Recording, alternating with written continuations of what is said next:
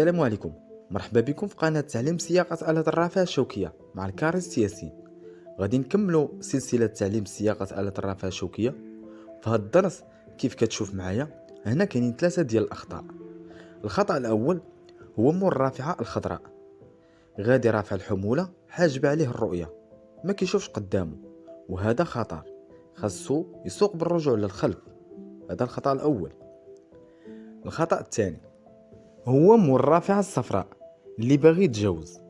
اولا ممنوع عليك تلصق على رافعة شوكية قدامك وتبقى غادي موراها، خاصك تخلي مسافة الامان ديال 3 الرافعات شوكية، وممنوع عليك التجاوز.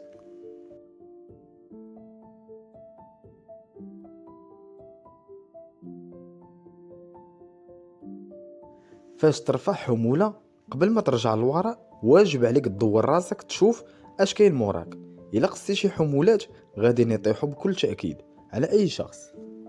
ما ترفعش عامل فوق الباليت، غتشكل عليه خطر. كذلك ما تدوزش حمولات فوق العمال. ما تخليش لي فورشيط على هاد الشكل، غتشكل خطر على العمال. خاصك تسطحهم على الارض على هاد الشكل. لازم الشاحنة تكون لاصقة على الرصيف، عاد يمكن لك تدخل الشاحنة، حيت لما كانت قريبة للرصيف راه ممكن تسقط بك الرافعة وتعمل حادث. ما ترفعش حمولة فايتة السارية ديال الكلاك، وما ترفعش حمولة ثقيلة على الكلاك، تعرف على الوزن المسبوح به. كذلك ما ترفعش حمولة ما مستقراش بحال هاد الشكل، غتسقط ليك وغتكون انت هو السبب لانك سمحتي ترفعها. دائما ملي ترفع حمولة خليها قريبة من الارض بسمك 20 سنتيم.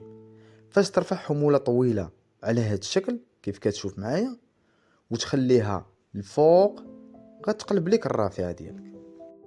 دائما فاش تكون طالع في الطلعة الحمولة تكون قدامك، كذلك فاش تكون راجع للوراء الحمولة قدامك، يعني باش طلعتي باش ترجع نفس الشكل.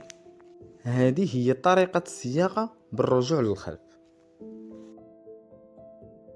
إلا رفعتي حمولات فايتين السارية ديال الكلاك غتسقط عليك.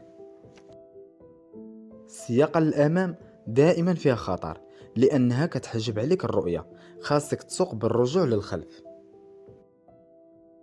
قبل ما ترفع حمولة لازم عليك تدخل لي فرشاط حتى للآخر وميلهم لعندك، حيت بهذه الطريقة الحمراء غتسقط ليك.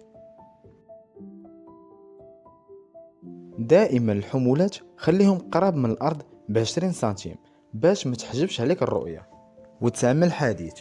الرافعة الشوكية هي مختصة لرفع الحمولات وليس الأشخاص.